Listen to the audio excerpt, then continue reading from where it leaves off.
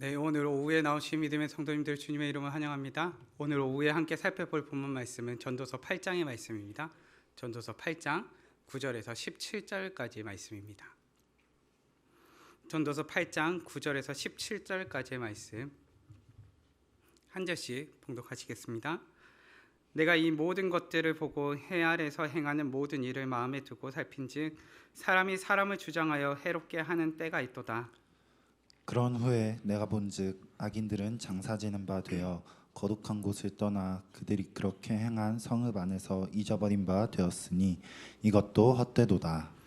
악한 일에 관한 징벌이 속히 실행되지 아니하므로 인생들이 악을 행하는 데에 마음이 담대하도다. 죄인은 100번이나 악을 행하고도 장수하거니와 또한 내가 아노니 하나님을 경외하여 그를 경외하는 자들은 잘 될 것이요 악인은 잘 되지 못하며 장수하지 못하고 그 날이 그림자와 같으리니 이는 하나님을 경외하지 아니함이니라. 세상에서 행해지는 헛된 일이 있나니 곧 악인들의 행위에 따라 벌을 받는 의인들도 있고 의인들의 행위에 따라 상을 받는 악인들도 있다는 것이라. 내가 이르노니 이것도 헛되도다. 이에 내가 희락을 찬양하노니 이는 사람이 먹고 마시고 즐거워하는 것보다 더 나은 것이 해 아래는 없음이라. 하나님이 사람을 해 아래에서 살게 하신 날 동안 수고하는 일 중에 그러한 일이 그와 함께 있을 것이니라. 내가 마음을 다하여 지혜를 알고자 하며 세상에서 행해지는 일을 보았는데 밤낮으로 자지 못하는 자도 있도다. 함께 봉독하시겠습니다. 또 내가 하나님의 모든 행사를 살펴보니 해 아래에서 행해지는 일을 사람이 능히 알아낼 수 없도다. 사람이 아무리 애써 알아보려고 할지라도 능히 알지 못하나니 비록 지혜자가 아노라 할지라도 능히 알아내지 못하리로다. 아멘. 오늘의 본문 말씀을 통하여서 내가 알지 못할지라도라는 제목으로 말씀을 나누고자 합니다. 우리 성도님들께서는 호기심이 있으십니까? 예, 감사합니다. 호기심이 있죠. 우리에게는 호기심이 있습니다. 궁금증이 있고요. 무언가 알고자 하는 지식에 대한 탐구의 욕구도 있습니다. 무언가 새로운 것을 알았을 때 만족감을 느끼기도 하고 내가 궁금해하던 것을 알아내었을 때 성취감을 느끼기도 합니다. 우리에게 있어서는 무언가를 알고자 하는 지식에 대한 탐구 욕구뿐만 아니라 새로운 것을 알고자 하는 욕구가 있더라는 것입니다. 그런데 이러한 욕구를 이용해서 우리는 영화나 드라마가 만들어짐을 살펴보게 됩니다. 영화가 드라마 만들어졌을 때 우리가 살펴보게 되는 마지막 장면은 항상 무엇입니까? 마지막 장면에 뭐라고 글씨가 뜨죠? 글씨가 안 뜨나요? 요새 넷플릭스로만 봤나요? 감사합니다.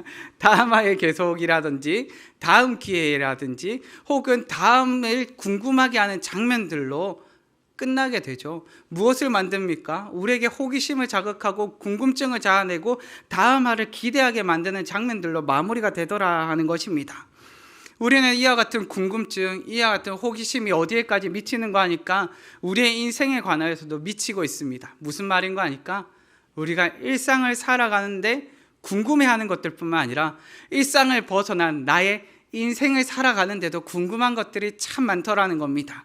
우리의 인생을 살아가면서 궁금해하는 것들에 관하여서 본문 말씀은 여러 가지 지혜를 가르쳐 줍니다. 본문의 16절과 17절 말씀 한번 읽어보시겠습니다.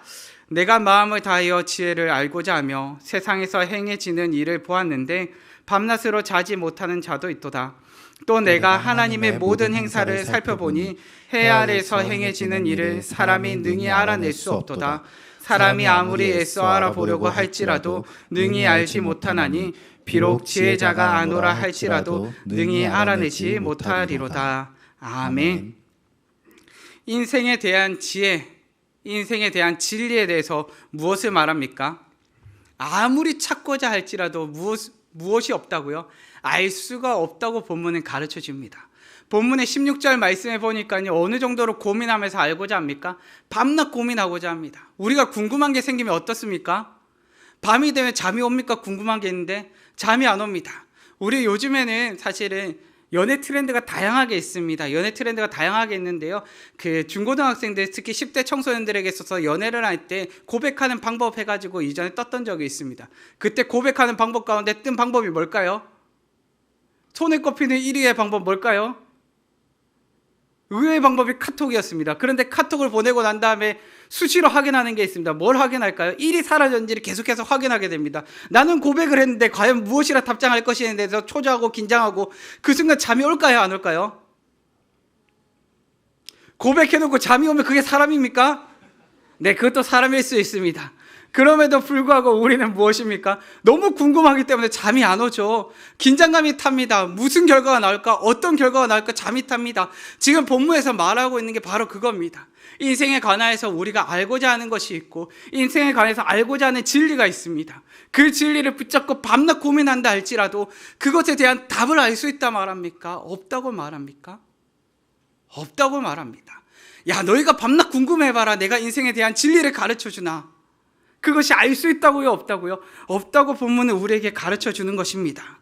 그렇게 전도서의 저자는 우리 가운데 있어서 지혜서로서 이 전도서를 써서 가르쳐 주면서 무엇이라 말합니까? 너희가 그리고 내가 우리가 알지 못할지라도 우리가 알지 못하는 상황 가운데서 주어지는 인생에 관한 지혜를 던져주고 있더라는 것입니다. 우리가 알지 못하는데 아니 그러면 모르는 거 아닙니까?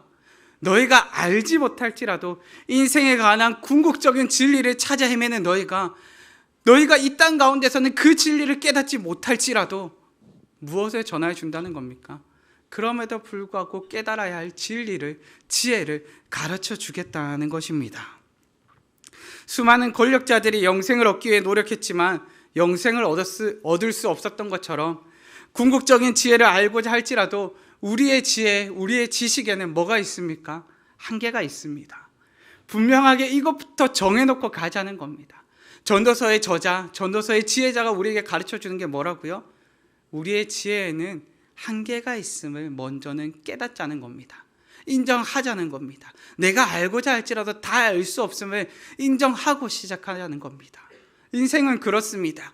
내가 부족하고 내가 연약하고 내가 알지 못하는 것을 인정하면서부터 새로운 인생, 새로운 지혜가, 새로운 깨달음이 시작이 되는 겁니다. 그렇다면 본문은 내가 알지 못하니까 어쩔 수 없지에서 끝났습니까? 아니면 어쩔 수 없음에서 시작하고 있습니까? 어쩔 수 없음에서 시작하고 있습니다. 너희가 깨닫지 못하니까, 너희가 알지 못하니까, 너희가 알지 못할다 할지라도 이제 내가 너희에게 있어서 너희가 깨달아야 인생의 지혜, 너희가 그것을 인정하였을 때 받아들여야 될 인생의 지혜를 너희에게 가르쳐준다 라고 말을 하는 겁니다. 그렇다면 우리가 알지 못할지라도 이 땅을 어떻게 살아야 할지에 대해서 본문이 우리에게 가르쳐주는 지혜는 무엇입니까? 내가 알지 못한다 하는 그 지혜, 아니 그 한계를 깨닫고 난 다음에 우리에게 들려주는 지혜는 무엇입니까? 이제 본문을 통해서 크게 세 가지로 한번 살펴보기를 원합니다. 첫째는 무엇인가 하니까 왜 잘 되는지 알지 못할지라도 무엇하라고요? 경외하라 말합니다. 뭐라고요? 왜 잘 되는지 알지 못할지라도 경외하라입니다. 본문의 12절 말씀입니다. 죄는 100번이나 악을 행하고도 장수하거니와 또한 내가 아노니 하나님을 경외하여 그를 경외하는 자들은 잘 될 것이요. 아멘. 우리는 어린 시절에 동화를 보면 어떤 동화를 보게 됩니까? 나쁜 친구들은 어떻게 하고요? 혼이 나고 착한 친구들은 어떻고요? 복을 받는 동화책을 많이 보지요. 제가 특별히 기억나는 동화 중에 이리와 늑대와 뭘까요? 어린 양 이야기 혹시 기억하십니까? 전혀 기억이 안 나십니까? 뱃속에 쏙쏙 들어갔던 애들이 갑자기 배를 갈라가지고 쏙쏙 튀어나오고 난 다음에 배를 묶었더니 늑대가 다시 살아난 놀라운 이야기 모르십니까? 잘 모르셨죠? 저는 사실 어린 시절에 동화를 볼 때는 그럴 수 있구나라고 생각을 하다가 커서 보니까 이 장면이 생각보다 무서운 장면이었더라고요. 정말 무서운 장면이었습니다. 그런데 그걸 보면서 무엇을 깨닫습니까? 권선징악이라는 것이 우리의 이미지 가운데 들어옵니다. 무슨 말입니까? 나쁜 놈들은 혼날 것이요 착한 놈들은 어떻게 될 것이다? 복을 받을 것이라는 우리의 인식 가운데 심겨지는 그런 지혜가 있더라는 것입니다. 그런데 살다 보면 의문이 생깁니다. 우리는 어린 시절에 어벤져스나 히어로가 되고 스파이더맨 같이 막 쏘면 날아다닐 것 같고 나쁜 놈들은 혼이 나고 그런 것이 당연하다 생각하였는데 인생을 살면서 마주하게 되는 건 뭡니까? 그것이 당연한 인생이었습니까? 당연하지 않은 인생이었습니까? 나쁜 놈들이 맨날 벌 받고 있는 인생이었습니까? 나쁜 놈들이 조금 복 받고 있는 인생이었습니까? 여기서 뭐라 대답해야 될지 조금 고민되지요. 잘 된다 하면 제가 나쁜 놈인가요? 하게 될 것이요. 잘 안 된다고 하면 제가 그럼 나쁜 놈을 옹호한 것인가 하는 고민이 생겨나죠. 그런데 우리는 인생을 살면서 고민을 하게 됩니다. 왜요? 조금만 나빠지면, 조금만 타협을 하게 되면, 조금만 내가 말씀에서 벗어나게 되면 이득이 되고 이익이 되고 유익을 누릴 것만 같은데 하는 순간들을 마주하게 되더라는 것입니다. 우리는 자녀를 키우면서 자녀가 어떻게 자라기를 원하십니까? 착하게 자라기를 원하십니까? 사실 저는 부모가 되기 전에 저는 자녀들이 착하게 자라는 것이 제일이지라고 생각을 했습니다. 그리고 둘째가 태어났습니다. 둘째가 태어났는데요, 이 친구가 너무 착합니다. 왜 착한 거 아니까 약간 2% 모자라다 싶을 정도로 항상 웃고요. 보통은 누나한테 동생들이 잘 양보를 안 하거든요. 누나한테 동생이 다 양보를 해줍니다. 그래서 제가 보니까 사실은 이런 말 하면 그렇지만, 야, 저렇게 다 양보하고 살아가지고 쟤들 어떻게 하려고 그러나 라는 걱정이 됩니다. 얼마 전에는요, 친구가 보다가 친구가 용돈이, 자기가 용돈을 가진 걸 보더니 나도 용돈 있으면 좋겠다 해서 친구한테 용돈을 나눠주는 친구입니다. 제가 보다가 속이 탑니다. 아, 저건 아닌 것 같은데 큰일 났다. 어떻게 하면 이 친구를 조금 깨게 할 수 있을까? 어떻게 하면 이 친구를 착함에서 벗어나서 조금은 세상을 살아가는 유연한 지혜를 가지게 할 수 있을까를 고민하게 됩니다. 사실은요, 우리는요, 착하게 살았으면 좋겠다라고 생각하지만 막상 착하게 살아가는 친구들을 보면서 무엇을 느낍니까? 속에서부터 끓어오르는 답답함을 느낍니다. 제가 저래가지고 인생을 어떻게 살려고 저렇게 착하게 살고 있나 하는 마음에 답답함을 느끼죠. 사실 우리가 그렇습니다. 우리는 마냥 착한 것에 대해서, 마냥 선한 것에 대해서 그것이 당연하고 그것이 좋은 것이고 그것이 추천할 만한 것이고 너 꼭 그렇게 살아라고 쉽게 말하지 못하는 인생을 살아가고 있더라는 것입니다. 마냥 착하기만 해서 이 험난한 인생을 어떻게 살아가게 될지라는 오히려 걱정을 품고 있게 되더라는 것입니다.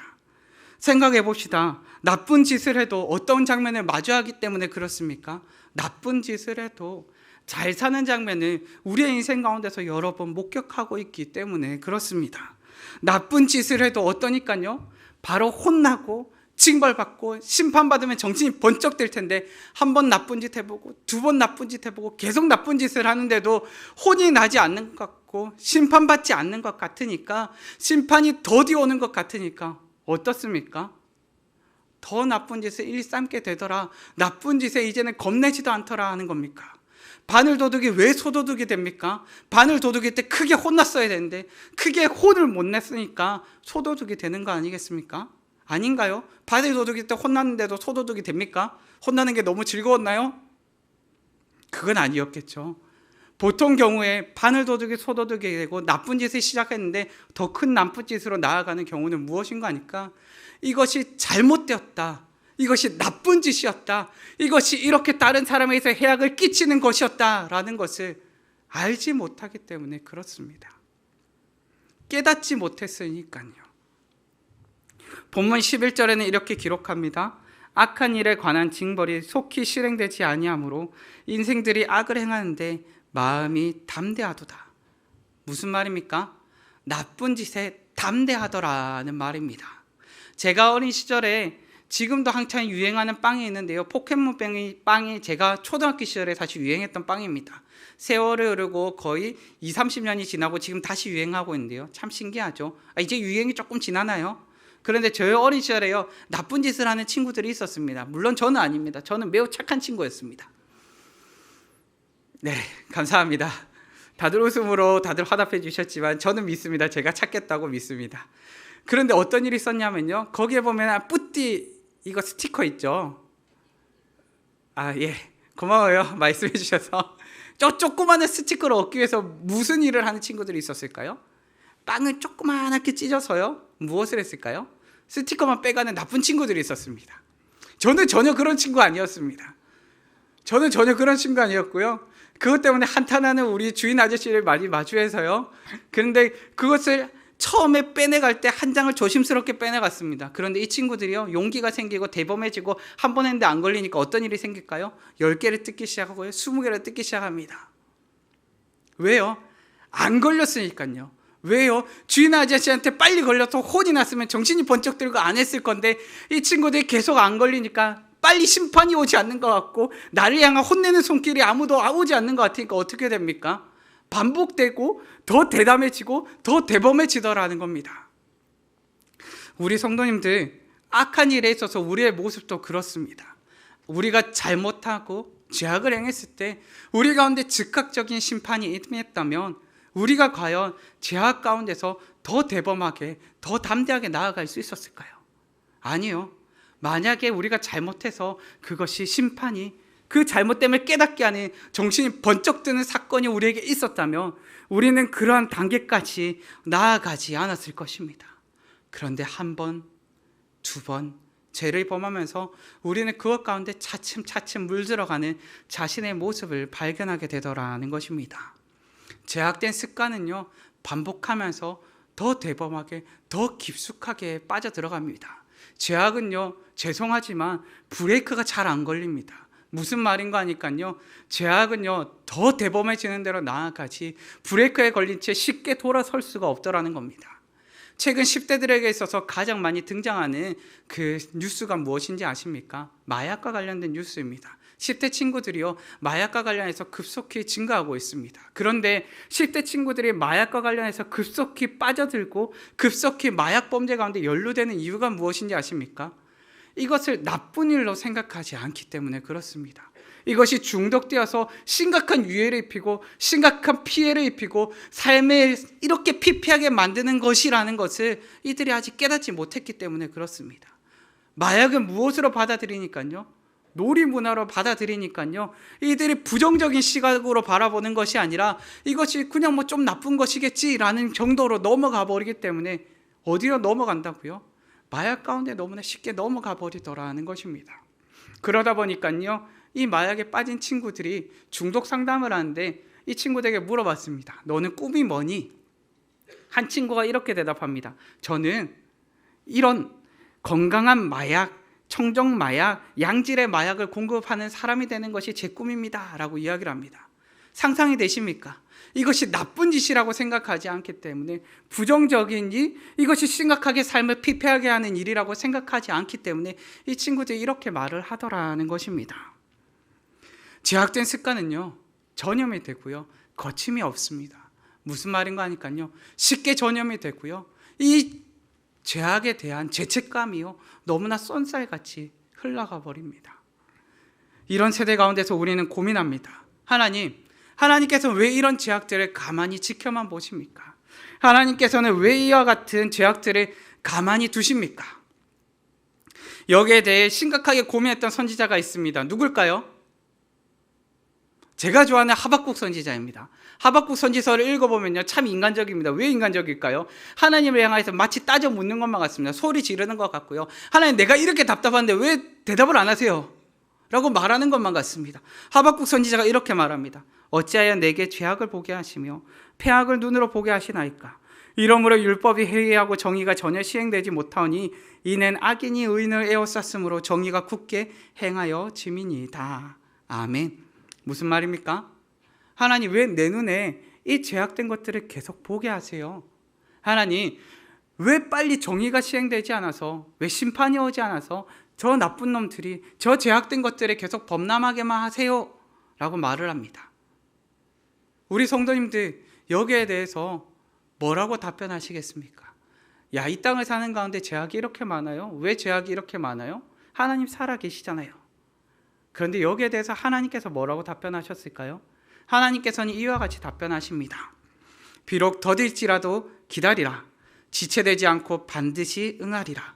이는 물이 바다를 덮은 같이 여호와의 영광을 인정하는 것이 세상에 가득함이니라. 아멘. 뭐라고요? 하나님께서 약속하신 심판이 반드시 임할 것이고, 그리고 그날에 하나님의 영광이 가득히 드러날 것이다 라고 말을 하는 겁니다.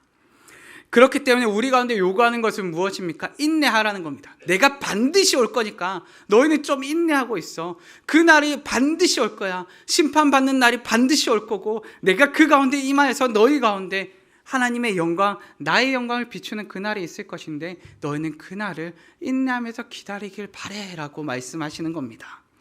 우리 혼나는 중에 가끔 이제 어머니로부터 혹시 이와 같은 말 들어보신 적 있으신가요?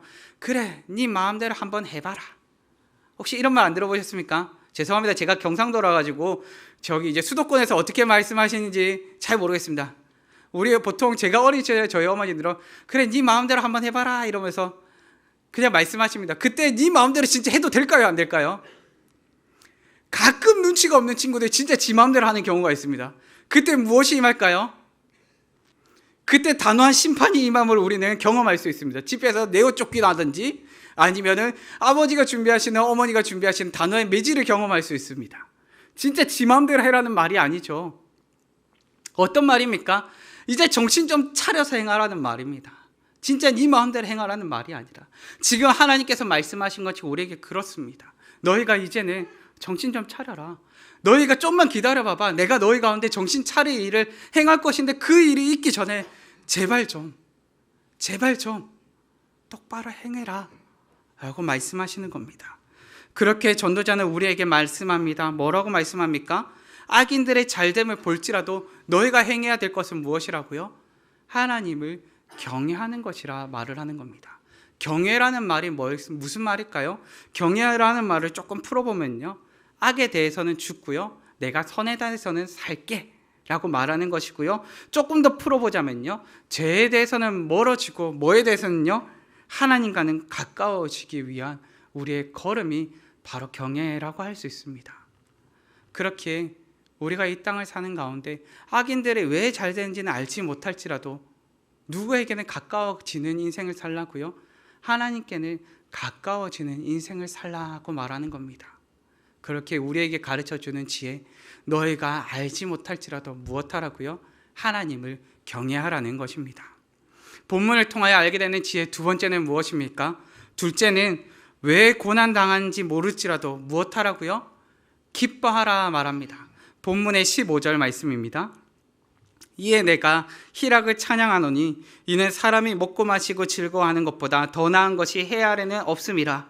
하나님이 사람을 해 아래에서 살게 하신 날 동안 수고하는 일 중에 그러한 일이 그와 함께 있을 것이니라. 아멘. 본문에 담겨있는 말씀이 사실은 우리의 마음을 조금 아프게 합니다. 사실은 본문의 앞절의 말씀인데요, 그 말씀을 보면서 아프게 하는 것은 무엇인가 하니까 악인으로 인해서 의인이 대신 벌을 받기도 하고요, 의인들의 수고로 인하여서 악인들이 복을 받기도 하더라는 것입니다. 왜 이런 일이 발생합니까? 사실 우리는 그 이유를 온전히 알지는 못합니다. 무슨 말인가 하니까 악한 자의 수고가 빨리 망해버렸으면 좋겠고 악한 자가 벌 받았으면 좋겠는데 그 악한 자들이 복 받는 이유를 잘 모르겠고, 나는 분명 하나님 앞에서 선하게 살려고 노력하고 무언가 선을 행하려고 노력하는데 나에게 왜 이런 고난이 주어지는지도 내가 알지 못하더라는 것입니다. 그런데 이것을 알지 못하는데 무엇하라고요? 기뻐하라 말합니다. 혹시 받게 되는 것이 기대가 되고 기뻐하시는 분 계십니까? 누가 나를 한 대 때려줬으면 좋겠고 누가 나에게 고난을 줬으면 좋겠다 생각하시는 분이 계십니까? 제가 20대 시절에 절대 하면 안 될 기도를 했었습니다. 어떤 기도를 했었을까요? 하나님, 제 인생이 너무 평안한 것 같아요. 하나님, 젊어서도 고생을 사서도 한다는데 그때 한창 유행했던 책이 아프니까 청춘이다. 왜 그 책을 봤을까요? 잘못 생각했습니다. 20대 시절에 너무 평안하니까 무슨 기도를 했을까요? 하나님, 제 인생이 너무 평안한 것 같습니다. 그런데 제가 성장하기 위해서는 하나님, 고난이 좀 있어야 될 것 같은데 제 인생에도 시험 풍파가 몰려오게 해주세요. 제 인생에 있어서 그때 하고 다시는 안 하는 기도. 무슨 기도일까요? 시험 풍파와 고난이 몰려오게 해주세요. 저는 그 시절에 제가 겪을 수 있었던 가장 인생에 많은 배신을 경험하였고요, 제가 경험할 수 있었던 기도하는 족족 실패하는 놀라운 경험을 했습니다. 하나님이 살아계시다는 가장 확실한 증거를 어떻게 경험했을까요? 기도하는 것이 정반대로 응답되는 경험을 통해서 하나님이 진짜 살아계시는구나를 경험할 수 있었던 놀라운 시기를 맞이하였습니다. 우리 성도님들, 그런 기도는 꼭 하지 마시기 바랍니다. 우리 하나님의 놀랍도록 살아계심을 경험케 해주십니다. 그런데 성도님들, 사실은요, 우리가 많은 경우에 무엇을 깨닫지 못합니까? 무엇을 알지 못합니까? 왜 내가 고난을 당해야 하는지, 왜 우리가 이와 같은 아픔을 경험해야 되는지를 우리가 모르더라 하는 것입니다. 그런데 본문은요, 사실 우리의 아픔에 초점이 맞춰져 있지 않습니다. 우리가 고난 당하는 것에 초점이 맞춰져 있지 않습니다. 어디에 초점이 맞춰져 있습니까? 본문의 초점은요, 무엇이 우리에게 나은 일인가에 초점을 맞추고 있습니다. 내가 고난을 당하는 데 초점을 맞추는 것이 아니라요, 그 고난을 당하면서도 과연 우리에게 무엇이 나은 일인가에 초점을 맞추고 있더라는 것입니다.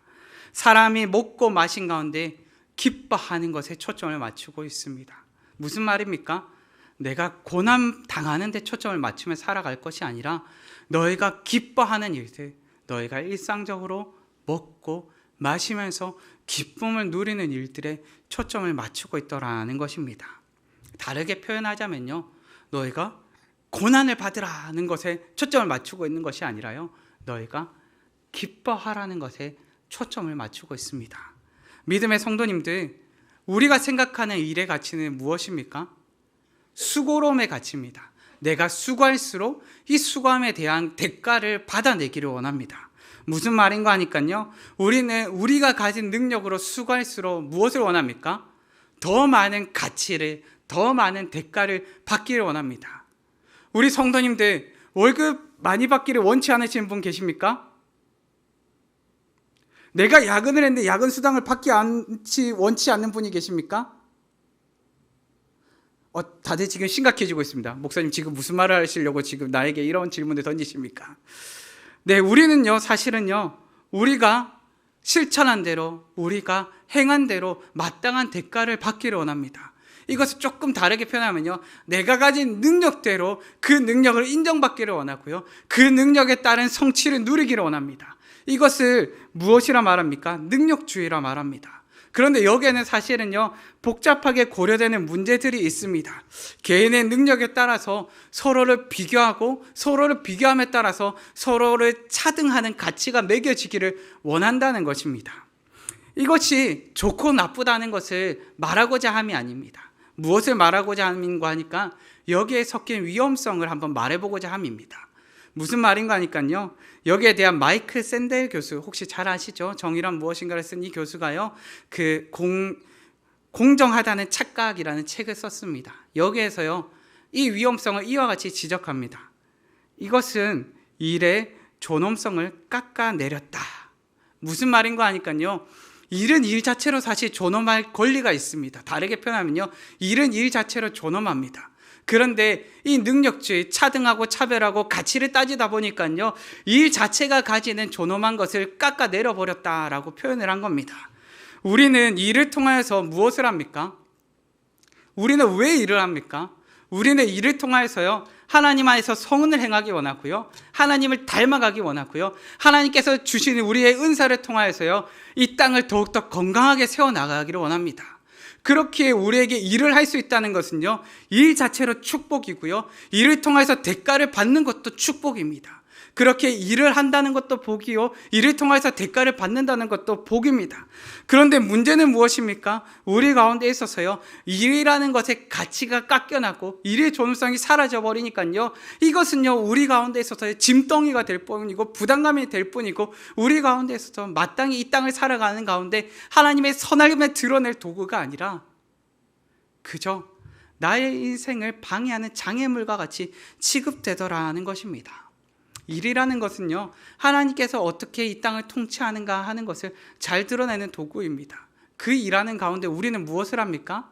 하나님께서 주신 선한 능력을 내어 보이고요, 이 땅 가운데서 하나님께서 만드신 자연 만물뿐만 아니라 하나님께서 세우신 이 땅을 더욱더 든든하게 건강하게 세워가더라는 것입니다.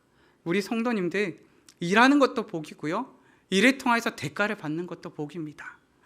문제는 무엇입니까? 수고만 기억하고 그곳에서 누려야 할 기쁨을 잊어버렸다는 것입니다.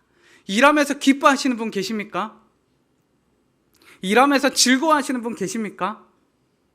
우리는 일하면서 기뻐하면요, 야, 일 중독이네 라고 말합니다. 우리 성도님들, 교역제실에 있으면요, 재밌습니다. 왜 재밌는지 아십니까? 목사님들이 사역을 하는데요, 사역하면서 인상 쓰면서 사역하고 할까요? 웃으면서 사역할까요? 인상 쓰면서 사역한다고 누가 말했죠? 사실 우리 목사님들이 좀 신기합니다. 제가 봐도. 왜 신기할까요? 맨날 천담만데 웃으면서 사역하고 있습니다. 제가 옆에 보고 있으면요, 제가 어떤 목사님이라 콕 지정해서 말하지 않겠습니다. 다크서클이 조금씩 내려오고요, 눈매가 조금 더 처지는 것 같은데요, 그런데도 불구하고 무엇하고 있을까요? 웃으면서 사역하고 있습니다. 왜요? 그것 가운데서 기쁨을 누리고 즐거움을 누리고 감사할거리를 누리고 있기 때문에 그렇습니다. 우리 성도님들, 하나님께서 우리에게 허락하신 일은요, 그것 가운데 너희가 탈진했으면 좋겠다, 지쳐 쓰러졌으면 좋겠다, 너희가 인생의 목표 따위는 잊어버린 채 일에 집어삼켜졌으면 좋겠다가 아니라요, 그 가운데서도 무엇하라 말하는 겁니까? 기뻐하라 말하는 겁니다. 그것 가운데서 너희가 누려야 될 기쁨이 있고 그 기쁨을 너희가 누렸으면 좋겠다라고 말하는 겁니다. 그렇기에 하나님께서 창세기 1장 말씀을 통해서 무엇을 보여주십니까? 하나님께서 일하시는 장면을 보여주시는데요, 그 장면을 통해서 하나님께서 탈진하셨다 말씀하십니까? 보시기에 참 좋았고 기분이 좋고 기뻐하셨다 말씀하십니까? 기분이 좋고 기뻐하셨다 말씀하십니다. 우리 성도님들, 우리 하나님이요, 일하시면서 기쁘셨다 말합니다. 하나님이 일 중독이셔서 그러십니까? 아니요, 하나님께서는 그 자체로 너무 기뻤고 너무 즐거웠고 너무 행복하셨기 때문에 그렇습니다. 우리 성도님들, 하나님께서는요, 때로는 우리 가운데 있어서 고난을 허락하실 때도 있습니다. 그런데 왜 고난 당하는지 우리가 그 이유를 알지 못한다 할지라도 하나님께서 무엇을 원하실까요? 그 고난 가운데 지쳐 쓰러지기를 원하시는 것이 아니라요, 그 고난 당하는 가운데서도 너희가 기쁨의 이유를 찾기를 원하시고 기뻐하며 만족하며 즐거워하기를 원하십니다. 우리 성도님들, 존 파이퍼 목사님이 이와 같이 말합니다. 하나님께서 내 안에서 가장 크게 영광 받으시는 때는 내가 주 안에서 가장 만족, 가장 기뻐할 때이다. 특별히 내가 고난 당할 때. 뭐라고요? 하나님께서 언제 영광 받으신다고요? 하나님의 영광을 위해서 살아간다고 말하는 것은요, 하나님께서 허락하신 우리의 일상 가운데서 우리가 만족을 누리고 기뻐하고 즐거워하며 살아가는 것입니다. 우리 성도님들, 기뻐하시기 바랍니다. 특별히 어떠한 때예요? 내가 고난을 경험한다 할지라도 그 상황 가운데서 기쁨을 누리시길 바랍니다. 그 순간 하나님께서 감사의 제목을 허락하실 것이요, 그 순간 나의 인생이 변하는 경험을 허락해 하실 것입니다. 우리 청년 여러분, 우리 성도님들, 특별히 이 장면을 어디서 경험하게 됩니까? 사랑에 풍덩 빠지면 경험하게 됩니다. 우리 청년 여러분들, 사랑에 빠졌을 때 그 사람의 얼굴에 달라짐을 경험할 수 있습니까? 없습니까? 달라짐을 경험할 수 있습니다. 그렇기 때문에 사랑에 빠지지 않습니까? 무엇을 알게 됩니까? 그 친구만 빼고 이 친구가 사랑에 빠졌음을 모두가 알게 됩니다. 왜요? 그 친구의 얼굴부터 바뀌었거든요. 그 친구의 옷 차림새부터 바뀌었거든요. 그 친구의 옷 매무새부터 바뀌니까요, 무엇을 알게 됩니까? 무언가 바뀌었는데 좋은 일이 있나 보다 라는 것을 다 알게 됩니다. 왜요? 숨길 수가 없으니까요. 그런데 그 친구의 다른 일상이 달라졌기 때문에 그런 게 아닙니다. 그 친구의 마음 가운데 사랑이 가득하니까 변화가 일어나더라는 겁니다. 기쁨이 샘솟아 나더라는 겁니다. 하나님 안에 있는 우리가 그렇습니다. 우리 성도 여러분들, 나의 일상이 극적으로 바뀌어서 우리 가운데 기쁨이 있는 것이 아닙니다. 나의 일상 가운데서도 하나님께서 기쁨의 이유를 허락하셨습니다. 하나님 안에서 기뻐하며 살기를 간절히 원합니다. 왜 내가 이런 고난을 경험하는지 그 고난의 이유를 찾아서 전전긍긍하는 것이 아니라 고난 가운데서 그 고난의 이유를 알지 못한다 할지라도 기쁨을 회복하시는 우리 성도님들 되시기를 바랍니다. 셋째로, 인생을 알지 못할지라도 신뢰하라는 것입니다. 본문의 17절 말씀입니다. 또 내가 하나님의 모든 행사를 살펴보니 해 아래서 행해지는 일을 사람이 능히 알아낼 수 없도다. 사람이 아무리 애써 알아보려고 할지라도 능히 알지 못하나니 비록 지혜자가 아노라 할지라도 능히 알아내지 못하리로다. 아멘. 우리 성도님들, 인생의 완벽한 지혜를 깨달으셨습니까? 완전한 지혜를, 진리를 가지고 계십니까? 본문에 우리에게 세상에 아무리 탁월한 지혜자가 있다 할지라도 이 땅 가운데서는 지혜를 깨달을 수 없다라고 말합니다. 이 땅에서는 온전한 진리를 깨달을 수 없다라고 말합니다. 그러면서 우리 가운데 무엇을 말해줍니까? 하나님께서 이 땅을 통치하신다 말합니다. 우리 성도님들, 하나님께서 만물을 통치하시는 능력을 일컬어서 두 글자로 뭐라고 하시는지 아십니까? 섭리라고 말합니다. 뭐라고요? 섭리라고 말합니다. 섭리가 뭐라고요? 만물을 다스리시는 하나님의 능력이 바로 섭리입니다. 조금 다르게 우리가 알기 쉽게 표현하자면 하나님께서는 지금도 살아 역사하신다고요? 살아 역사 안 하신다고요? 지금도 살아 역사하신다고요. 특별히 하나님께서는 나의 삶 가운데 살아 역사하신다고요? 안 하신다고요? 살아 역사하신다고요. 우리 성도님들, 하나님께서는 살아 역사하시는 분이십니다.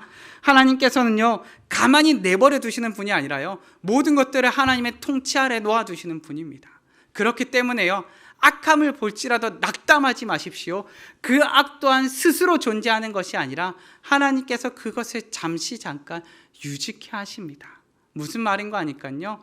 죄악되고 강대해 보인다 할지라도, 스스로 죄악되고 스스로 강대해 보인다 할지라도 그것이 그 자체로 유지되고 그 자체로 있는 것이 아니라요, 하나님께서 허락하셨기 때문에 잠깐 유지되고 하나님께서 허락하셨기 때문에 그 통치 아래에 있다는 겁니다. 우리 성도님들, 아무리 강대해 보이는 악이라 할지라도 자신의 힘과 능력으로 존재하지 않습니다. 우리 성도님들, 박해가 있다 할지라도 포기하지 마시고, 고난이 있다 할지라도 그것 가운데 잠기지 마십시오. 우리가 이해할 수 없는 방법이라 할지라도 하나님께서는 이 땅을 통치하시며 이 땅을 세워가십니다. 초대교회를 살펴보시면요, 박해가 왜 있었지라는 생각이 듭니다. 너무 극심한 박해 가운데 있었기 때문이에요. 그런데 초대교회 가운데 박해가 있었기 때문에 어떤 일이 있었을까요? 전 세계 가운데, 전 세계 곳곳에 복음이 전파되는 놀라운 일이 있습니다. 우리 성도님들, 중세교회를 바라보시면 타락이 있습니다. 너무나 사람들이 많이 타락했거든요. 그런데 그 타락이 왜 있었는지 생각이 들다가도 그 타락이 있음으로 인해서 감사하게 됩니다. 왜요? 회개하며 회복되며 개혁할 기회를 가졌기 때문에 그렇습니다. 오늘을 살아가시는 성도님들, 하나님께서 통치하시는 방식이 우리 가운데 이해되지 않게, 이해할 수 없게 다가올 수 있습니다. 그럼에도 불구하고 기억합시다. 우리 하나님께서는 나를 사랑하시는 분이요, 우리 하나님께서는 우리의 인생 가운데 선하게 역사하시는 분이십니다. 비록 내가 지금 이 순간 하나님의 통치의 방식이 이해되지 않는다 할지라도 시간이 지나면 하나님께서 어떻게 선하게 통치하셨는지를 깨닫게 하시는 분이십니다. 하나님의 섭리를 영어로 표현하자면 providence라고 표현합니다. 이것을 어느 단어에서 나왔을까요? 딱 보면 보이십니까, 단어가? 우리가 영어 잘하는 정훈이 어디 있죠? 혹시 정훈아, 여기에 단어가 보이니? 네, 죄송합니다. 군대 갔다, 목사님 군대 가가지고 영어도 안 썼는데 영어로 물어보시면 제가 시험에 듭니다. 그럴 수 있습니다. 거기에 뭐가 들어가 있습니까? provide가 들어가 있죠. 공급하다. 무엇을 공급했을까요? 앞서 공급하고 앞서 이것을 도우시고 해결해 주신다 말씀하시는 겁니다. 하나님의 섭리란 그렇습니다. 우리의 고난 가운데서도 앞서 역사하시면서 우리의 고난의 문제를 해결할 힘과 지혜와 길을 열어놓으시는 분이십니다. 나의 인생의 계획 가운데 내가 힘들 수 있습니다. 저도 20대 시절에 가장 힘들었던 게 무엇인가 하니까 내 인생의 내 마음대로 되지 않음을 인정해야 했을 때 참 힘들었습니다. 왜요? 나는 내 인생의 계획대로 흘러왔다고 생각했는데 막상 내 인생의 계획대로 되지 않는 현실을 마주했을 때 사실 너무 괴로웠습니다. 그런데 성도님들, 그때마다 기억합시다. 그것을 인정한 때부터 다시금 하나님께서 놀라운 인생의 계획들을 우리에게 펼쳐서 보여주기 시작하실 것입니다. 인생은 나의 계획대로 되지 않습니다. 오직 하나님의 계획대로 됩니다. 그 사실을 믿으심으로 하나님을 신뢰함으로 사는 우리 성도님들 되시기를 바랍니다. 말씀을 정리하겠습니다.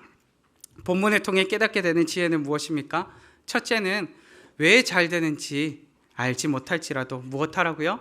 경외하라입니다. 둘째는 왜 고난당하는지 모를지라도 기뻐하라입니다. 셋째로요, 인생을 알지 못할지라도 무엇하라고요? 신뢰하라입니다. 우리는 예수님의 인생을 사복음서를 통해서 봅니다. 예수님께서 왜 고난당하셨고, 왜 십자가에 달리셨고, 왜 그와 같이 어려움을 당하셨는지 우리는 그때는 몰랐습니다. 제자들은 몰랐습니다. 그런데 부활하신 예수님을 통해서 무엇을 알게 됩니까? 하나님의 사랑의 확증을 알게 되고요, 그 하나님의 사랑이 우리 가운데 전달되어짐을 보게 됩니다.